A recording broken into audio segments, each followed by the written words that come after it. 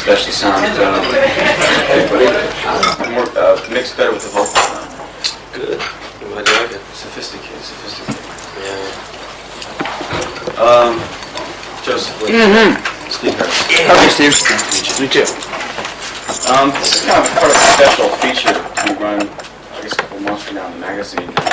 Not only will it be an interview with you guys, but it'll also be kind of a feature on the West Coast sound, quote unquote. So I've been asked to ask you guys about your upbringings, Sure. you know, who you work with, this kind of thing. So if there aren't that many questions about the seventh one, don't take it the wrong way. No, it's all right. Okay, no problem. Okay. I guess we should start by asking Steve, you're the only guy in the band, well, aside from Joseph, who didn't really come from a major music family in Hollywood there. I didn't come from, nobody in my family has any musical talent whatsoever. I'm kind of like a freak. Black sheep. Yeah, exactly. Everybody else has famous fathers and stuff. They're brilliant. You know? My father's in the movie business. He's an assistant director of production now. I think I picked you up as the hired gun then, the hot guitar player. No, we went to high school together. Well, I mean, in high school, I suppose you kind of stood out as the hot guitar player. I mean, in every school, there's always a couple of them. Yeah, well, me and the other guy in the school were, you know, there's two guys, me and Michael Landau. Michael Lang, he actually sounded quite a bit like you. Well, we grew up together. Vice versa. Vice versa, yeah. That chunky, fat sound. How about yourself? Well, my father's film composer. John Williams? Oh, it's okay. I So- haven't been informed of that. So that's where my idea of melody comes from. You know. So and my mother was a singer, and quit singing to have a family.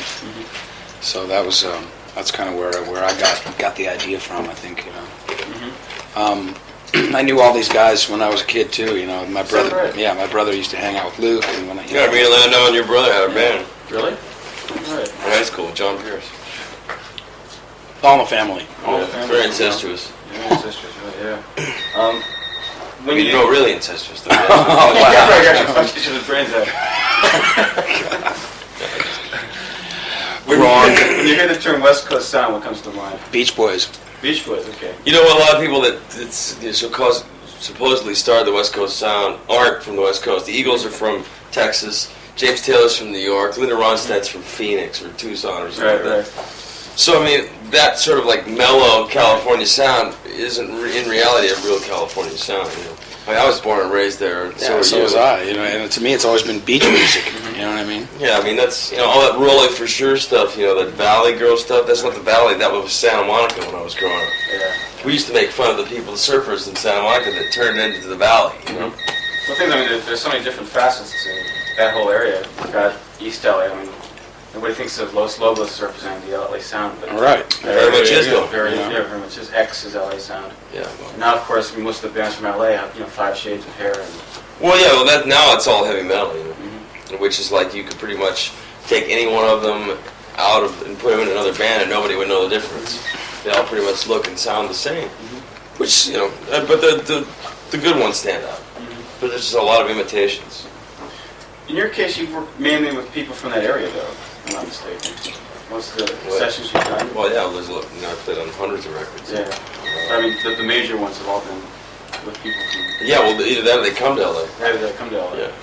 But That's where most of the, 90% of the records, pop and rock and roll records, are made in Los Angeles. You know, and a lot of commercials and stuff like that are made in New York. And there's a lot of records made in New York too, but more so, I think, in LA. the only production credit for you that comes to mind is for I-10. Have you ever done anything else? Yeah, I've done a couple things. I became disenchanted with it because I got screwed by a bunch of record companies. They always promise you one thing and they don't come through. Like, Consequently, like that I-10 record, Rob, was Tom Kelly and Billy Steinberg, the big guys who wrote. We had a song on that record, Alone, was the #1 record for Heart. And our version is much better than the Heart's version. But nobody ever got a chance to hear it because the record companies kind of threw it out there. well, I don't think that the album was advertised at all. No, it wasn't. I mean, it was certainly didn't appear in any music. No, I mean, I'm not saying it was a brilliant album or anything like that, but I mean, there was some good stuff on it for the time. It was like 5 years ago. How about yourself, Joseph? Where maybe you could fill me in as to your background? Well, believe it or not, the majority of the things that I did were commercials, background vocals for commercials and stuff. A lot of them, a lot of different, a lot of McDonald's campaigns. Did a lot of those, and that's pretty much where I started making money. I was going to college to be an Air Force pilot. Yeah. My father was like, yeah, all right, all for it. You know what I mean? Don't go into music. And I started getting work doing McDonald's commercials and candy bar commercials, hundreds of them, a lot of them. And just one of 6 background singers work, that kind of stuff. But when they're national and stuff, they pay really well. So my bank account started to grow there for a minute, and so I stopped going to school because I was, like feeling real, real cocky about all this stuff. My father said, "Great, I'm all for it. Out of my house." Oh, wow. True story. So so I've been singing ever since, and he still doesn't live at home. I still doesn't live at home, and I did a solo record in 1980 that went double leather. Double plywood. Double plywood. Who produced that? My brother-in-law, my now brother-in-law. At that time, we were just good friends, and your next door neighbor. Exactly. The guy was fucking my sister. That's perfect. A guy by the name of Jay Gruska. Yeah, who I used to play with when I was 17 years old. Right. Did you play with him when you were 17? Yeah, we used to play at a club with Carlos Vega, Michael Carl, Jay, and myself. I remember his first album about 1970. Yeah, Gruska. It was a great record. So he's my brother-in-law now. It was actually more like 74, my friend. Probably about, yeah. I was still in high school. We still played songs off the album. There was a guy named Ferguson? Dan Ferguson. Dan Ferguson, great guitarist. Yeah.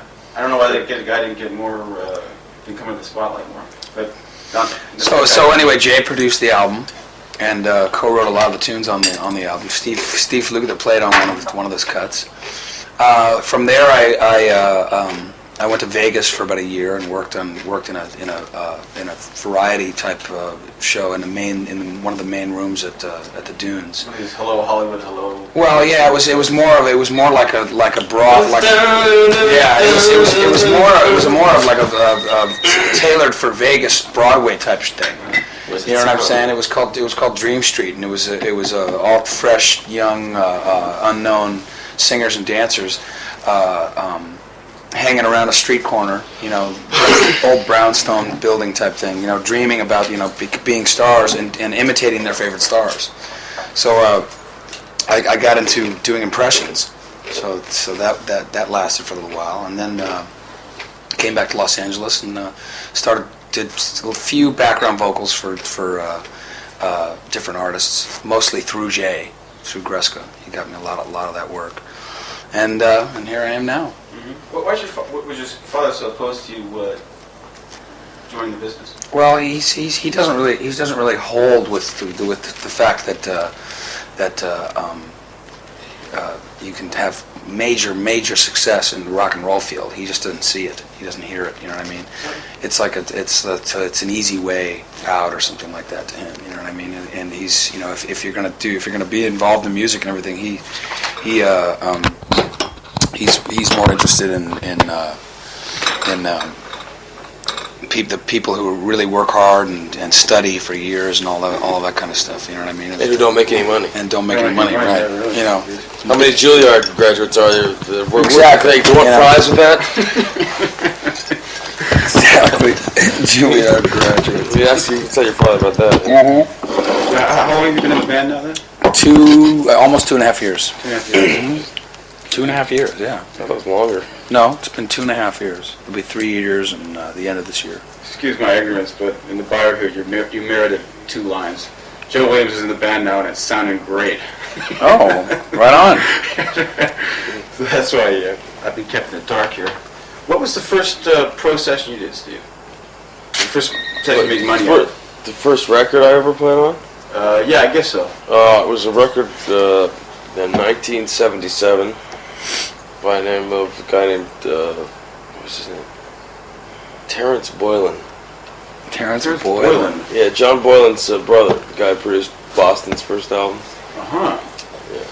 Terrence Boylan, what was that like? What kind of a session? It was pretty much like laid back Jackson Brown kind of stuff. Well, a bunch of like Larry Carlton played on the album. I hope he's feeling better, man. You hear about that? Yeah, jeez. What happened to him? Just shot. Gun down. Oh, that's right, in the neck, In right? the neck, yeah. His fucking arm was partly paralyzed. His arm's probably paralyzed? Yeah, they don't know if he's going to be able to play. Oh, my God. That's incredible. I mean, he's fucked up. Oh, wow. It's really out there. I don't want to get into that. I mean, God bless the guy. I really hope he pulls it together. He's starting to get the feeling back, so Yeah. and if they say he won't be able to play for maybe a year or two. Wow. He's having And then you got to learn how to play all over again, Right. which is deep, man. The motor skills and stuff, it's really intense. Boy, that's amazing. Were you accepted at the time? I mean, you were pretty young. Yeah, I was 19 years old. Mm-hmm. Actually, I made a lot of friends, and my friends consequently helped me very much. My affiliation with Boss Skaggs really helped, because I had toured with him that year, in the summer of '77. I remember I saw that. I saw you at the Greek Theater in Berkeley. Oh, you're kidding? I've never heard of that. Where's Les Do That? What's going on here? Les quit. It was me and Les. Oh, is that right? And Les caught an attitude and quit. Is that right? Yeah, him and Boz had a big falling out, and I just... It was the best thing that ever happened to me. Mhm. Sorry, Les. Really? And Les is a great guy. I mean, he's a very talented guy, but... yeah, it was very weird. But it was fun. Very good experience. I can recall hearing something about your having been a protege of Jay Graydon. Yeah, well, Jay and I have been friends for forever. He got me... I did a session with him. David Foster introduced me to him. And we had the same sick sense of humor. Therefore, that melded us together instantly. And we liked the same kind of stuff. And he was kind of getting burned out on doing sessions, so he was getting into production and stuff like that. So he kind of turned me on to a lot of work, Consequently, Me too, actually. Jay got a few things through Jay. Is that right? Yeah. Well, he seems to have kind of a constant staff he always kind of takes around with him. When he gets production credits, you always see the same name on the record.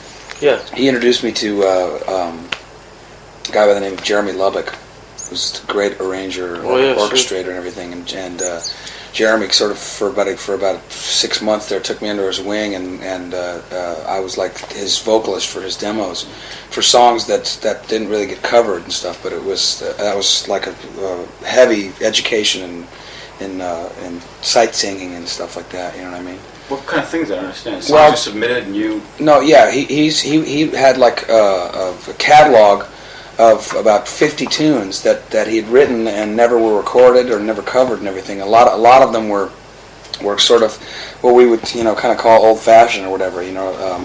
So things that like a Barbra Streisand would do or something like that. You know what I mean? So he liked the tone of my voice and was willing to give me a shot and sort of give me the experience without really knowing much about reading, and that's a great deal of the way I sound right now. Is that a pretty common job in Hollywood? I mean, they've got a lot of professional songwriters there, obviously. Yeah. They have to make their demo tapes, so is there a lot of call for guys? That's a large part of the work that I did was that. Is that right? Yeah, being asked to sing demos. I did sing one song of his called "Whatever We Imagine" that was eventually covered by James Ingram and a few others. So it's one of my claims to fame. Are there any big demos? Are there any kind of rags to riches story about the guy who sings on the demo and they hear it, they say, "Oh, well, we want the guy in the demo"? Yeah, James Ingram. When I was doing Quincy Jones's album, he sang on the demo of Just Once. We were cutting it, and that's how he got his shot. Quincy heard it and said, "Man, that guy's a motherfucker. I want him to sing." And then consequently, he's gone on to do great things. That's right. You did a lot of that work too. The demo stuff. No, well, when I was first starting out, like in '76. You did everything through it, I guess. Yeah. Was it and pretty everything. Was it pretty tough getting into that stuff? I mean, I suppose. I mean, I got a couple breaks, and once you do something, people like you. They talk about it, and then they tell their friends and whatnot, and it becomes like a snowball effect. And then you get a shot to do a real record, and then it's the same thing. But your friend Mike Landau seems to be doing the same thing for years. I mean, he's never really had a band, right? No. I helped him early on because I was doing it I had a couple of years on it, I mean, he was doing other things. He was touring a lot with people. As a matter of fact, he took over the gig when I left Boz's band. He took over the gig, and then he started getting some jobs, and I turned him on to some work because I'd stopped doing record dates. Can't deal with it. And he's getting burned out on it now. Seems like Joni Mitchell uses him quite a bit. Yeah, well, he was a part of Joni's touring band. So you think success will slowly but surely come to him if he has the vision? Yeah, but you know what? He's not ambitious enough. I've known him since I was 11 years old. He plays one of the best guitar players I've ever heard in my life. And the thing about Mike is that he just doesn't know what he wants to do, and he doesn't ever want to commit to anything. I bust his ass, we drink all night long and rave about this stuff. And he goes, and I keep saying, Mike, you got to do something. He goes, yeah, he wants to do something, but he just doesn't. I mean, he's comfortable doing what he's doing now. He's making a lot of money, and he doesn't know if he wants to give that up or take a shot. Because it's not that easy to make it, and when you do, there's a whole nother set of problems that arise. So, I mean, eventually he will. It's just a question of what he wants to do. Because he could do a real rock and roll thing, but I don't think that's 100% what's in his heart. He writes a lot of outside. Yeah, instrumental music. It's kind of like heavy metal jazz. Yeah. Which is really cool, but I mean, there's not a huge market to make a great living doing that. They don't have a chart for that kind of music yet. Yeah. I mean, like, it's too hard for the jazz stations, and it's too jazzy out for rock and roll. No vocals and stuff. So he's kind of stuck between a rock and a hard place, But he's still an absolutely amazing player, and probably will always have work. Oh yeah, I mean, it's a question of the right vehicle for his stuff. You didn't start playing with Boz on record until after Silk Degrees, right? Yeah, I did the Silk Degrees tour. You did Silk Degrees? Oh, you did the tour, but not the album. Yeah, and then I consequently worked on every album he's done since. How was it working with him in the studio? Wonderful. Boz is great. He pretty much lets everybody do what they want to do. And with the creative, give us 2 cents. I like that. I don't like that. That's with Boz trusts the musicians. And I'm forever indebted to him for giving me my first big break. What other sessions stand out other than that? Pre-Toto days. Pre-Toto? Yeah. Oh, after the Boz Skaggs tour, we pretty much started to put Toto together. So. Nothing really stands out. Not before. I mean, I started where I don't remember. I really don't. How about since? I mean, other jobs you've done that stand out outside of Toto? I've done a lot of stuff. I did the Thriller record. I did Lionel Richie's Can't Slow Down album. I did, Don Henley's. I mean, I played on hundreds of records. I mean, I really, It's all kind of a blur now to look back on? Yeah, a little bit. But every now and then, you yeah, well, I mean, wow, that was a hell of a session. Yeah. Some of them, but I mean, like I said, I don't really think about that much anymore. Yeah. What was Thriller like? It was fun. Fun record. Which track did you play on? I played all the guitar parts on Beat It, and the bass part, except I did everything with the Eddie solo. And I played on Human Nature and the duet with Paul McCartney, and a couple other things, about half the album. When asked to do it, did you just kind of jump at it, or did you say, well? Well, I've been working a lot with Quincy Jones, so I mean, it was only logical that he use, I guess, the guys that he was using on his own records and stuff.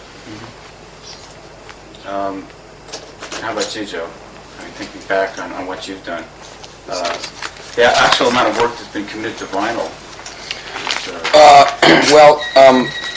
I got into songwriting with several different publishing companies. I had about a 6-year stint just as a songwriter. I started with 20th Century Fox and went to Warner Brothers and then over to MCA, and then a little sister company to MCA called Unicity, and did all the vocals and production of all the demos of my own songs, and from that got a few covers and was able to be the artist on them as well. Songs that appeared in some movies and stuff like that. There's a song that keeps coming up here since I've been in Japan. People know about, called "Save the Night." That was in the movie The Goonies. Oh, you're kidding? Yeah, people know of that a lot, and other than that, just my solo record, and like I said, a few step out parts, but mostly backgrounds for people like Alan Gorey and basically unknowns. On the album, Bill Payne is given co-production credit. Yeah. How did he get into that? Well, originally we had asked George Massenburg to engineer our album, and he said he wanted to be a little bit more involved. And we're like, okay, well, let's. And he suggested he bring his partner Billy Payne in, who I've done sessions with for years. And he said, well, let's just go in and try a song and see how it feels. And if it's great, then we'll continue. If not, we'll shake hands and be friends. And we entertained the thought of like not taking a lot of the pressure of the technical aspect off, and just being able to just be musicians and artists and writers. And we went in and tried it, and we had such a good time that we said, "This is great. Let's do this." And they pushed us harder, harder. And Billy was really Billy's great. There to listen and for the feeling, you know what I mean? Yeah.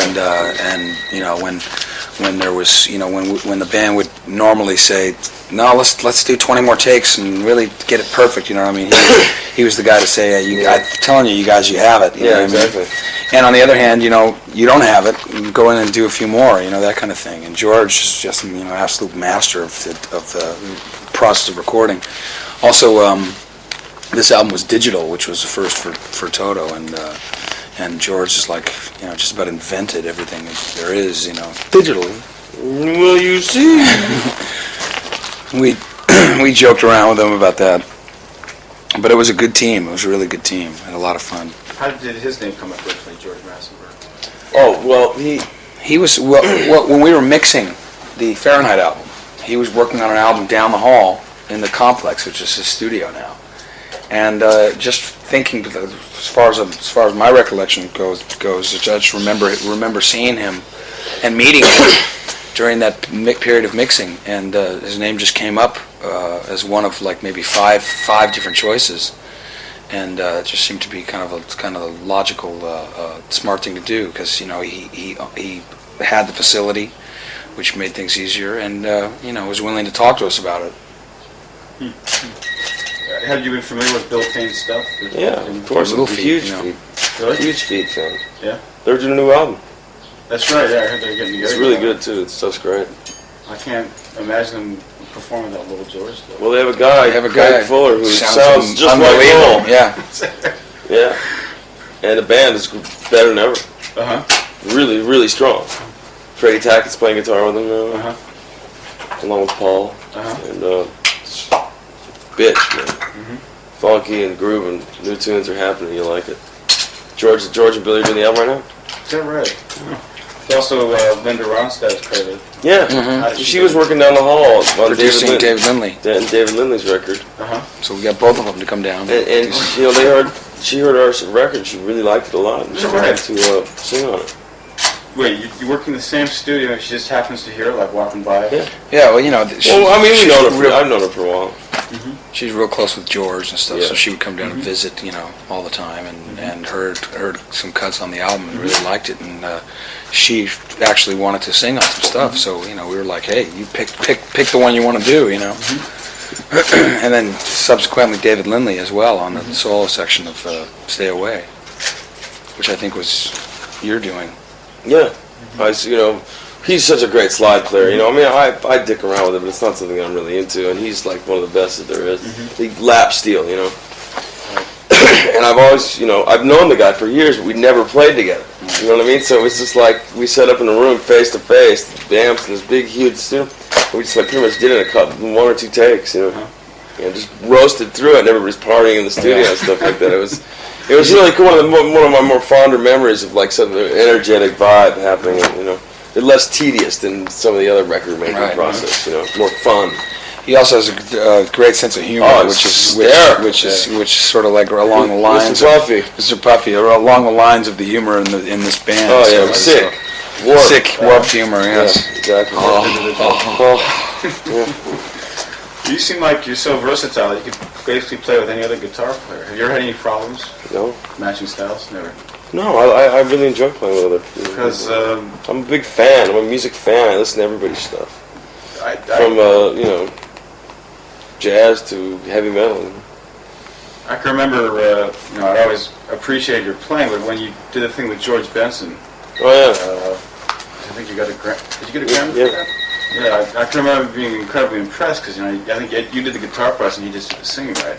On one piece, yeah. Yeah. Another piece, there was no guitar on it. Uh huh.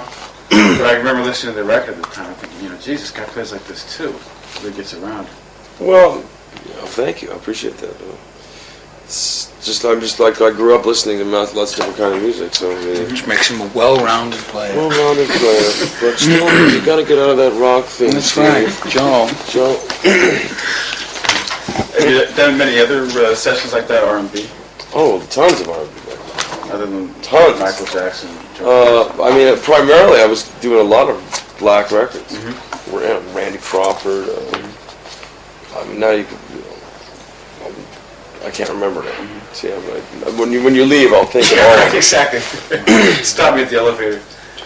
Pretty much, the session thing is like, the producers, like, you get on a basis where they just keep calling you every record that they do for a period of years. Right. And, there's a lot of R&B dance music going on, and so consequently you get to play a lot of that. Actually, some Jay Graydon's also very good as well. He's worked with Al Jarreau. Yeah, I did a bunch of records with Al. Also, Tom Kelly, he's credited as well. Yeah. It seems like a guy could almost fit in your shoes there. So he's got the Toto voice. Sure. Yeah, but he's more like kind of silky, sinuous. He sang on the 7th One record. Yeah, he's a bit of a friend, but he's worked on and off with us since our very first tour. We went on our very first tour as a background vocalist. Is that right? And occasionally played guitar. Yeah, he played a little bit of guitar. He's a guy for some reason. I also, I've seen his name around for years. I remember he used to be in Fool's Gold, right? Yeah. Remember I saw them zillions. And He's zillions. happy being a writer and staying at home with his family. He doesn't want to go. Well, he's very successful as a writer. Yeah, very. Him and Stein. Billy. Yeah, Billy Steinberg. He worked on my record, too. Is that right? Yeah. He and Tommy Thunderbird. I guess when you meet all these guys, you must be able to kind of judge after a while. This guy's a performer. This guy's mainly a writer. This guy's mainly a session player. Do you think there's like that kind of? Well, I mean, I don't think we bag each other like that. I think other outside people do. I think like you guys tend to be a little more versatile. Obviously. Being in Toto, you have to be performers. You have to be good session players as well.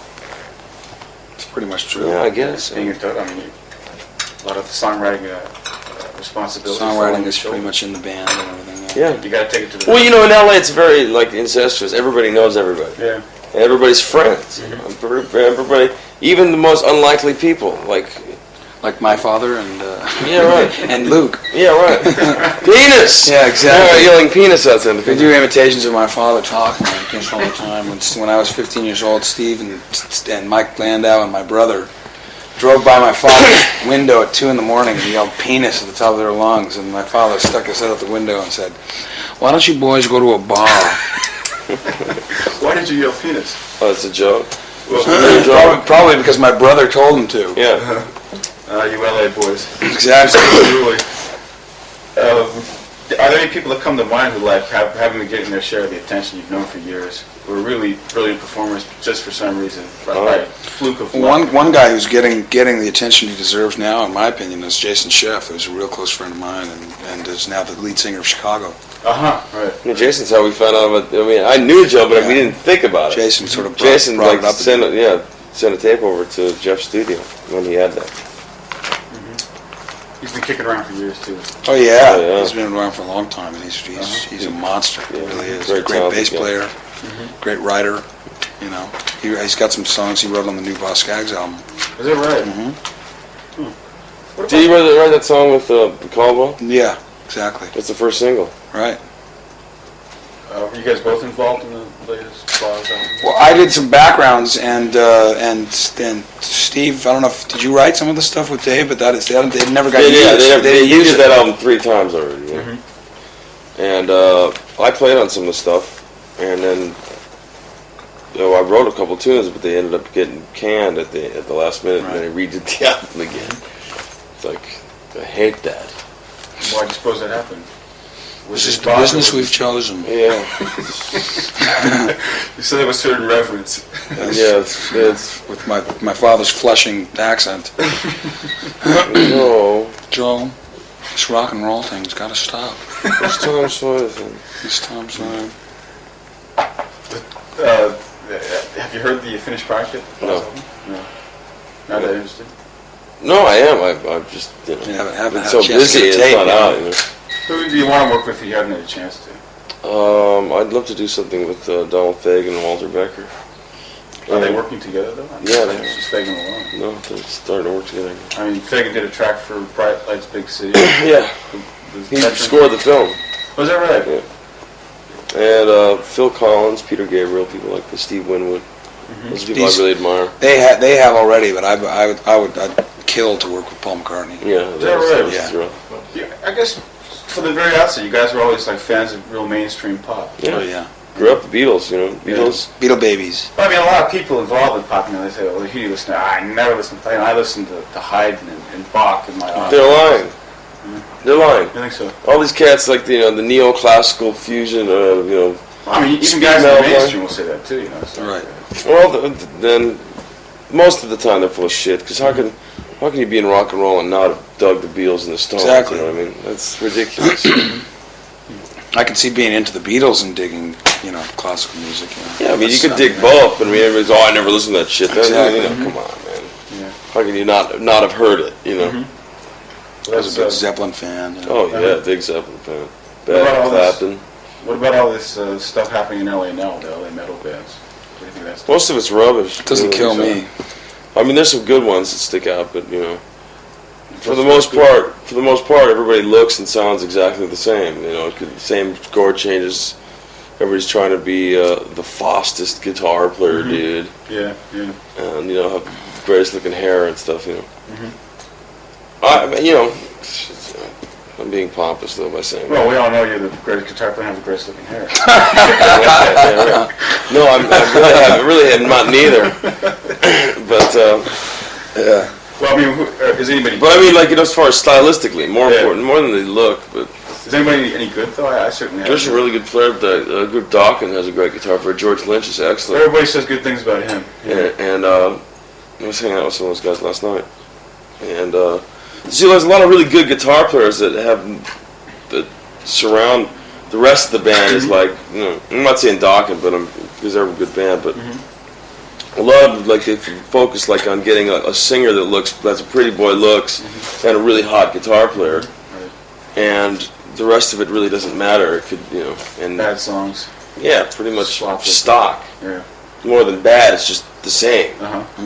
The Standard. all the cliches. The double bass drum shit.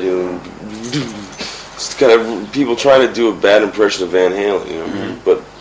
Less musical, not anywhere near the songs that Ed writes. Actually, it seems like they got away from Van Halen and getting more into like a Deep Purple type of headbang thing, or else a Zeppelin type of thing now. Yeah, That seems to be the trend. Deep Purple Zeppelin type. I wouldn't say that. Well, I mean, that's because Van Halen really is a heavy metal band. Yeah, I mean, people who don't even listen to heavy metal love Van Halen. They just stand out. They're one of the best out of the whole genre to me. They're the best band. Set The themselves most apart. original players, and they started. Edward started a generation of monsters. Yeah. You and him came out about the same time. I can remember all these Japanese magazines did specials on Lukather and Van Halen, comparing the two of you. I'm flattered. Eddie does this and Steve does that. I'm flattered. Edward's a much better guitar player than I am, but we have a lot of the same likes, and he writes all his tunes on keyboards. I write all my songs on keyboards, and he's been a friend of mine for 9 years. And I really love him as a human being. He's so unaffected. He's brilliant. What can I say about the guy? He's always worshiping at the altar of Alan Holdsworth there. How like yourself? I think Alan's brilliant too. He's a motherfucker, and there's a guy that deserves a lot of attention. Yeah. It doesn't. And there's not really a place for his music either. It's the same It's like kind of Landau. stigma as Landau. Yeah. Very much the same.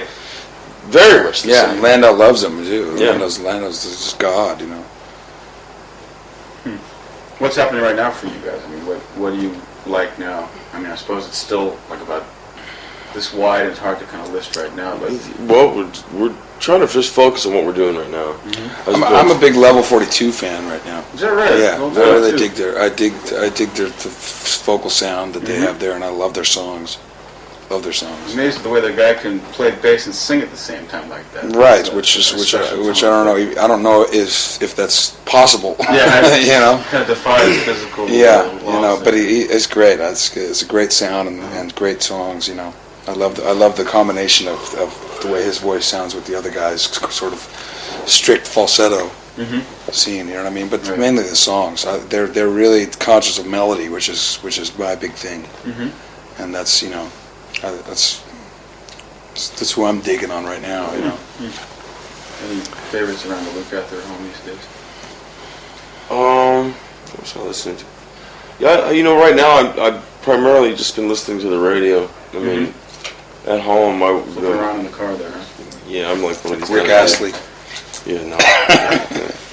I really just, but even that's disheartening because there's so much of this bubblegum shit out, I mean, like, Tiffany and Debbie Gibson, all that stuff, and just go.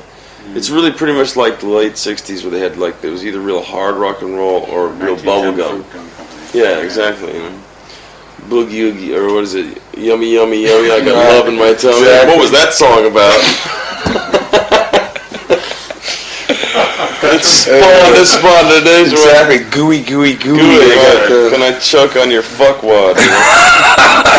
That's gonna be a version in the 90s, Oh, exactly. The guy from the record company said that I want your love fat. No, suck the love snot out of my buck stick. Right. something for the next album. The guy from the record company said the live show is a lot more live sounding now as opposed to studio sounding. It's hard. It's hard. It's more edge, which I like. We should do a live album. I think it would really change a lot of people's attitudes about us. Thinking that we're kind of a softer rock, Has it ever been considered? Yeah. It's kind of starting to consider it now. We may do it before the end of the year. Saw you guys, I think, 1980, Stanford University. Remember, the sound was just incredibly loud back then, though. It's still loud, but it's Still- it's It's a little. now it's a cleaner. little bit more separated. Yeah. Well, I know you like, to really Well, yeah, but I mean, juice up the guitar and, get that chunky sound. Yeah. I can remember it was almost like guitar versus keyboard versus synthesizer. well, we have a different sound guy. I mean, we were young then, Uh-huh. we didn't know. The sound systems were less sophisticated. And now we really take a great deal of effort to make sure that it sounds really good up front. Why did Steve leave the band? He hasn't really left. He's sort of an honorary member. He's right on the now. road with us, touring with us. He's on the road, and he worked on the album and stuff. He had projects of his own that he wanted to do that legally he needed to make a little bit of a separation there, but he's still still very much there. It seems like, He just didn't want to be in any of the pictures, doing any of the interviews. but still, he has member status. Oh, sure, What does it look like from here on in for the band? We're breaking up next week. This week, gonna dye your hair and Join a heavy metal band. Right. No, I mean, But I'm going to Broadway. I mean, yeah, right. how long does this tour last? That I can do! My name's Joe. What's yours? Oh, God. Pretty much. We're concentrating on this album and just bringing it home. You know what I mean? That's really the it. main thing right now. It's one thing at a time, and So far we've conquered Europe and Japan, and we just need to do it at home. How long was the tour? When did it start? Started in late January. yeah. And when's it going till? End of the year, probably. Hopefully until the end of the year. Right. If all goes well. Yeah, after I was just gonna say, if all goes well, we'll still be milking this album this time next year. there's a thought. Yeah, Do you bring like your wife on the road, or you travel? No, I have 2 kids too, and I miss them so bad. It hurts me physically. My daughter's 3 and my son's 1, Is that right? and it really hurts me bad that I can't be with them right now. It's very hard. Gone a long time. That's why we have to make jokes and go out and have fun. Boozing at night. Nothing else to do. Does everybody in the band have a family, or what you do? I'm the only unmarried cat. Mike Piccaro just recently married and now has a daughter who's like half a year old or something. So I'm looking. I've definitely some prospects. Joe has his wife of the day. Wife Honorary wife of the day. honorary wife du jour. No, there's a lady in my life who I'm looking at. I'm hoping to. Yes. lock How's some Bill down. doing these days?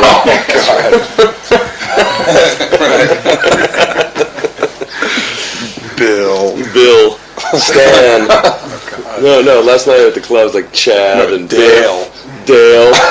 Yeah, those male models at the clubs. You didn't hit the Lex, did you? Oh, yeah. Of Oh, yeah, course. the Lex. It's a staple. Yes. Oh, they were, Pamela is an ex-girlfriend of mine. The song on that the right? album, yeah. So we're still real close friends and stuff. And there's something about her that's like maybe 5-6 years down the line. You know what I mean? Type timing. You know what I mean? I don't know. But and in the meantime, I'm in love again with somebody else. So. Chad. We'll become acquainted with the next album then. Right. Yeah, her what was it review we got, like somebody giving a shit about like writing all the girls' names. Exactly. Say what's left, Gertrude and Right. Stella. And Stella. Right, exactly. Yeah. Hey man, and I Gertrude, don't break that heart of mine. Hey. Feel like pressure to equal the success of 4? Used to. It's Is that rather from- futile, It's from the just like winning an Academy Award for an actor. Yeah. It'll always be compared, and even if they do work that's as good, if they don't win a fucking award for it, or sell as many, or don't make as much money off the film, then they'll forever be compared to that. Right. Which is like, hey, it was an honor, and I'm glad. It's a thing in a career that you could dream about. So I mean, I certainly don't regret it by any means. And yeah, people always ask that question. And they probably always will. But the thing is like, if you dwell on that shit, man, you'll destroy yourself. You just have to do the best you can do every time. And it's like doing it all over again every time. I mean, you can have big hit records. It doesn't mean the next one's going to be a big hit record. You can't make that assumption. That's where you kill yourself. When you're a brilliant musician, as you all are, do Thank you. you ever think about like 20, 30 years in advance? What does the older musician do? Obviously, your father, being in the movie business, there's always going to be movies. There's always going to be a need for somebody to write soundtracks. Right. I just want to make enough money so I don't have to worry about it when I get there. I'll be able to. I'd like to get. I'll be involved in music Yeah. in whatever capacity. Me too. For my whole life. Me too. I think I was born to do this. I've been doing it since I was 7 years old. I Everybody don't know how else- to do anything else. Everybody else is the same thing. If nothing else pans out, I can always teach. That seems to be the bottom line. I'll make a Always lousy teach. teacher. I don't have the patience for it. I definitely want to get into movies. Pardon me? I want to definitely get into movies. Is that right? I've been kind of found a new interest in something that I'm pretty good at, and that is I've been filming the band on tour. He's brilliant. I mean, stuff he's got he Well, he made me a video cassette for my birthday, right last year of like a compilation. We scored it, edited it. Is that right? And it was fucking brilliant. It was hysterical. I mean, the cuts were funny. I mean, you really have a great talent for this. We talked about this before. That's something I want to do. I'd like to direct or DP or something like that, and score. I don't want to be John Carpenter, but The thing, Just, yeah, the head with the spider leg going outside down.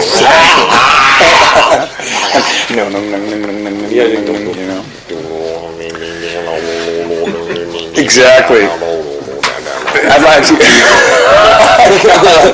I'd like to work with David Page in that capacity sometime, because I think he's got a natural talent, very much like my father. Reminds me of my father for scoring orchestrally, and we share a lust for movies, watching them and studying them, and dialogue, dialects, all kinds of things. So acting. I'd like to act. So there's about 100 things I want to do. You're young, Joe. Yeah. Don't worry about it. Yeah, exactly. Well, on that note, I'm getting the nod here. I'm getting the nod. So you're going on the nod. It's like, yeah, you guys are really I was going to say, school's out. Thanks a lot, you guys. Our pleasure. Nice to meet you. Nice to meet you too, my friend. Hopefully see you next time around. Thanks, Steve. Yeah. Appreciate it. Pictures against the window. All right. Awesome.